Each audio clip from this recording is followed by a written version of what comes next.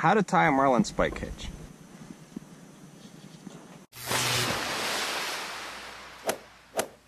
First, you're going to make a loop, and you're going to lay the loop across the top. Then you pinch it, and you roll it over again.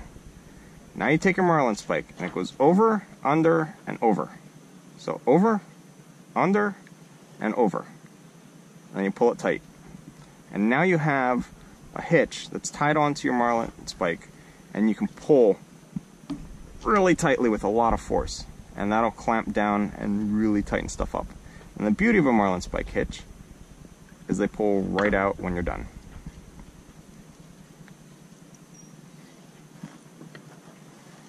So you can get really fancy and tie them with the Marlin Spike in there.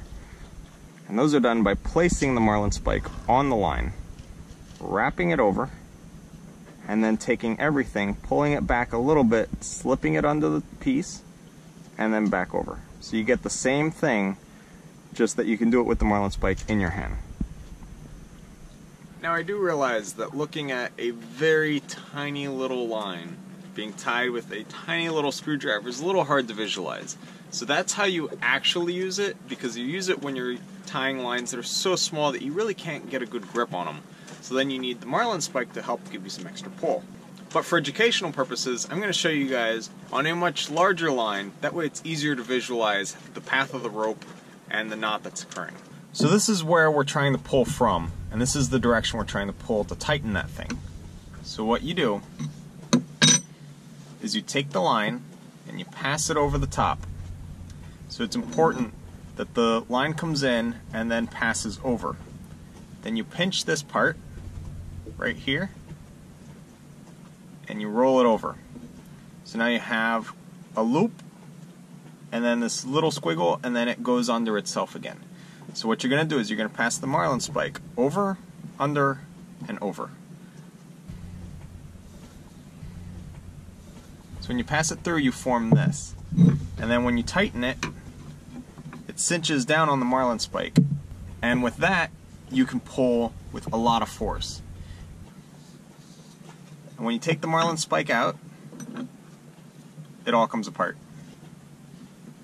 Now to tie it with the Marlin Spike in place, what you do is you put the Marlin Spike on, you roll it over the top of the spike, and then you want to turn the spike so it's parallel to the line, and then you scoop under, pull it back a little, and then go back through.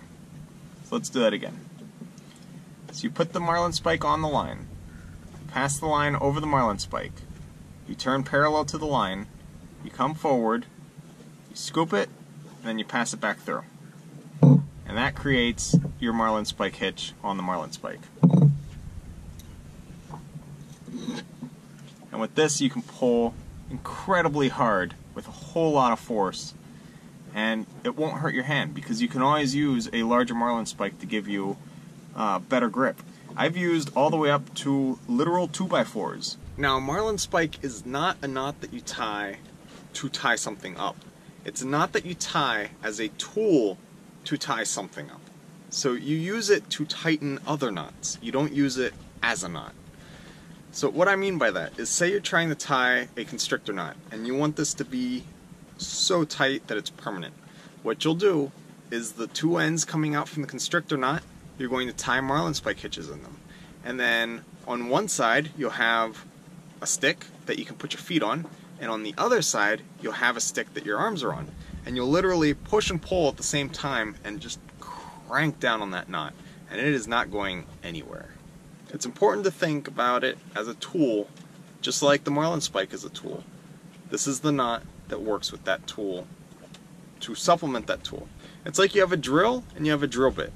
Both are great, but they don't really work that well without the other. So the idea of the Marlin Spike hitch is it accentuates the ability of the Marlin Spike to tie better knots.